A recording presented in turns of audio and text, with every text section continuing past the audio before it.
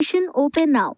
Mount Terra Convent School, class nursery to 8, English medium, best faculties members, trained and experienced teachers, eye care trained teachers, modern infrastructures, van faculties available, big playground, pedagogically designed curriculum, CCTV surveillance in all classes. Address near Yamuna Prasad Sastri, Mook Badhir School, तोपखाना रीवा मध्य प्रदेश। नमस्कार, मैं स्वाति और आप देख रहे हैं Vindhya times.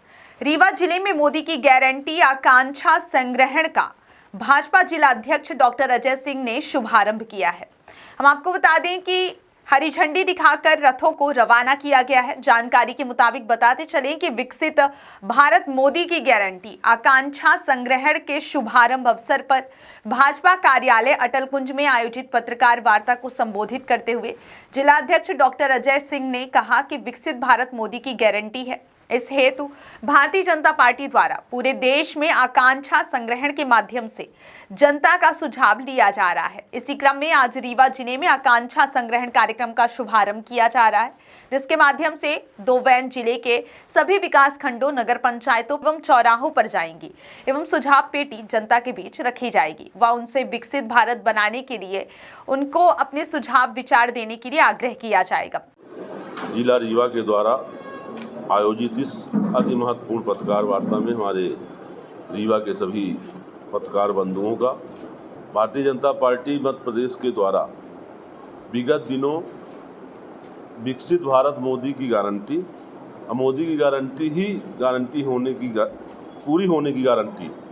इस हेतु अपने मोदी जी के तृतीय कार्यकाल के लिए आने वाले 2024 लोकसभा चुनाव में हमारा संकल्प पत्र क्या हो, इन सारे विषयों को लेकर विकसित भारत मोदी की गारंटी आकांक्षा संग्रहण कार्यक्रम का अभियान का शुभारंभ किया गया है।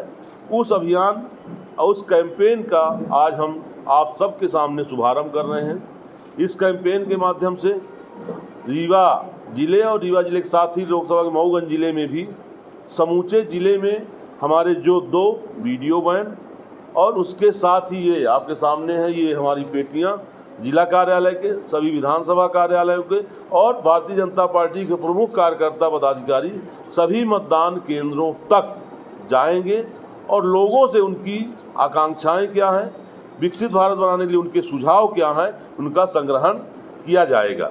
इसके साथ ही एक मिस्ड कॉल नंबर भी लॉन्च किया गया है 90 90 90 2024, जिसमें मिस कॉल करके भी इस अभियान में या विकसित भारत बनाने में हमारा क्या सुझाव है वह सुझाव दिए जा सकते हैं।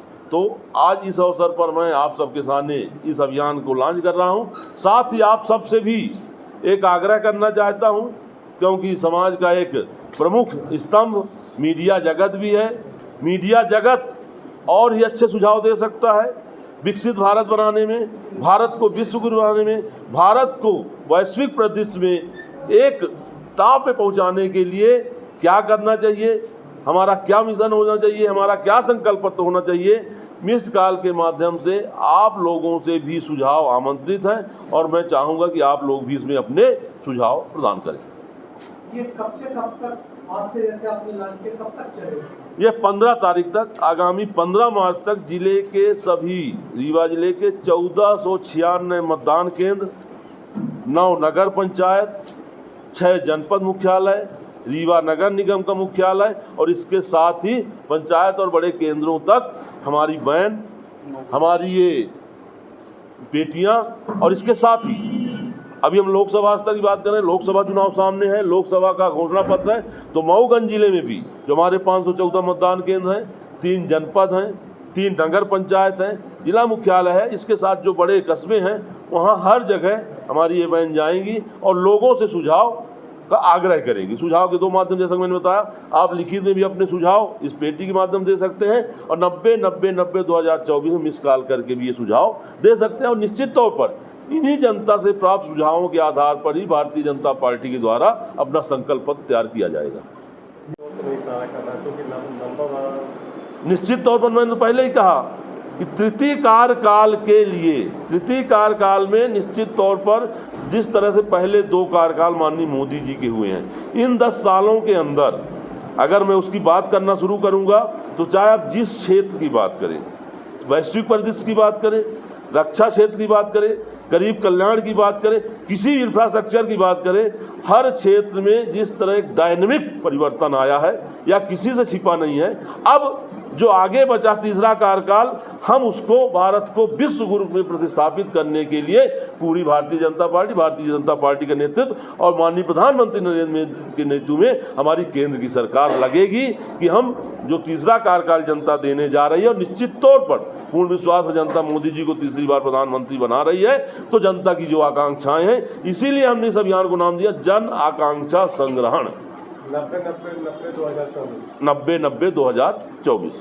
जिस तरह से देखने को आया कि संसद में भाई साहब, प्रत्याशी बदलना ना केंद्रीय नेतृत्व काम है। हमारा जो विषय है कि हम जनता के जो सुझाव हैं, मैं इसकी गारंटी दे सकता हूँ कि जो सुझावों को हम भारतीय जनता पार्टी मध्य प्रदेश के द्वारा अपने संकल्प पत्र में सम्मिलित किया जाएगा। कांग्रेस ये कह रही है कि उनकी गारंटी झूठी करती है, चुनाव में जो गारंटियां दी, खास तौर से लाडली बहनों का 3000 करना तो चल रहा है। हमने कहा था 3000 करना नहीं कहा था, माननीय शिवराज सिंह जी ने कहा था, मैंने भी कई बार भाषणों में कहा है 1000 होगा, 1250 होगा, 1500 होगा, 1750 होगा, 2000 होगा, 2250 होगा, 2500 होगा, 2750 होगा और 3000 होगा। पहले स्टेप से हम दूसरे स्टेप पहुंच चुके हैं, तीसरे स्टेप भी पहुंचेंगे। नहीं तो पहला दूसरा तो बड़ा जल्दी स्टेप हुआ, तीसरे स्टेप में इतना विलंब का है।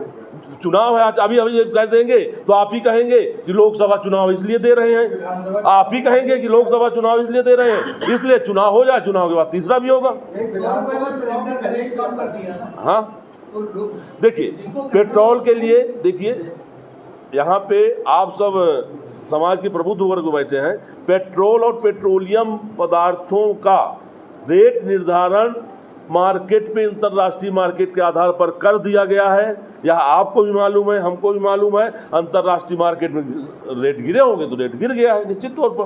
नहीं, आप ठीक है, आपने ये स्टेटमेंट दिया कि क्रूड ऑयल का रेट बाहर से डिसाइड होता है। एक सेकंड, चुनावी भाषणों में और तमाम पहले भी पीएम के तमाम स्पीचेस हैं जिसमें बाकायदे वो पेट्रोल और उसके रेट की बात कर रहे थे कि इतने रुपए होना चाहिए कि नहीं।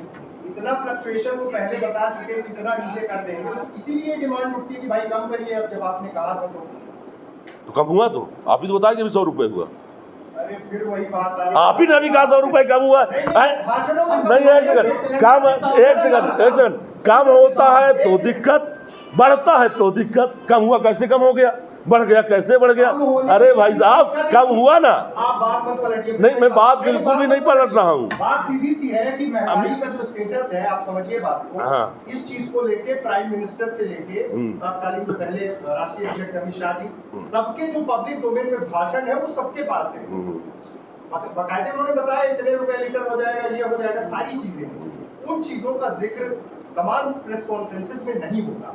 एम्प्लॉयमेंट की बात आप कह रहे हैं कि जो सुझाव मिलेंगे उस पर देंगे, पहले जो कमिटमेंट हुए वो फुलफिल नहीं हो पा रहे। जैसे रोजगार का मसला है, 2 करोड़ रोजगार, सवाल वहीं पे इसलिए आके खड़ा होता। अब आप कहेंगे कि रोजगार का मतलब सिर्फ सरकारी नौकरी से नहीं होता, चलिए वो कंसीडर कर लिया, लेकिन जो कमिटमेंट है गवर्नमेंट पे, जितनी वैकेंसीज जनरेट हो रही है, जहां पर भरे जा रहा है, पटवारी वाला तो आपको पता ही होगा, इसके पहले भी ये सवाल पूछा गया। तो ये जो एम्प्लॉयमेंट का मसला है, इसमें आप लोग बार बार बैकफुट में रहते हैं, लेकिन एक्सेप्ट क्यों नहीं कर पा रहे? हम कभी भी बैकफुट में नहीं रहते। भारतीय जनता पार्टी की सरकार, अगर जनता के बीच हम कोई बात लेके जाते हैं तो हमारा चुनाव पहले हमने इसी कक्ष में और आपके सामने अपना 20 साल का रिपोर्ट कार्ड भी हमने प्रस्तुत किया है, डंके की चोट पे प्रस्तुत किया है।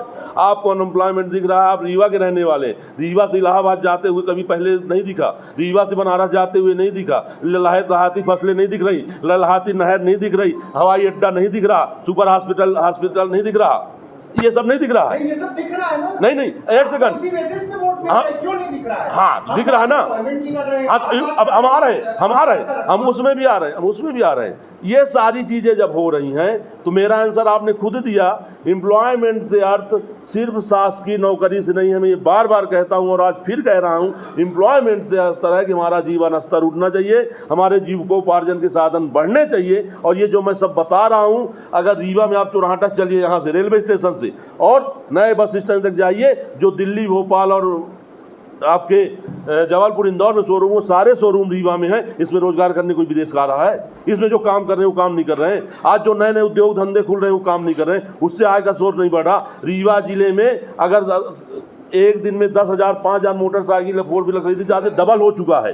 तो ये कहाँ से आ रहा है? कहीं ना कहीं लोगों का जीवन स्तर बढ़ा है, लोगों को रोजगार बढ़े हैं, लोगों के आय की इनकम सोर्स बढ़े हैं, तब जाके ये सब हो रहा है। और निश्चित तौर पर विगत 10 वर्षों में इस देश के अंदर, इस देश की भलाई के लिए, गरीब कल्याण के लिए, लोगों को जीवन स्तर को उठाने के लिए जितना काम हुआ है वह आज़ादी से आज तक कभी नहीं हुआ। या हम भी जानते हैं, आप भी जानते हैं। इस सच्चाई को स्वीकार करें और आप सबको बहुत बहुत धन्यवाद। अध्यक्ष जी, हंगर इंडेक्स में जी हम रीवा जिले की बात करें, हर जगह यूथ में है। आप 49 वर्ष तक यदि यूथ में मानते हैं तो लगभग मुझे लगता है कि जितना यूथ संतुष्ट आज है विगत 10 वर्षों में माननीय नरेंद्र मोदी जी के कार्यों से, इतना यूथ कभी संतुष्ट नहीं रहा। आपने अभी जो रोजगार के मापदंड बताए हैं वो नहीं, आपने संतुष्ट की बात कही।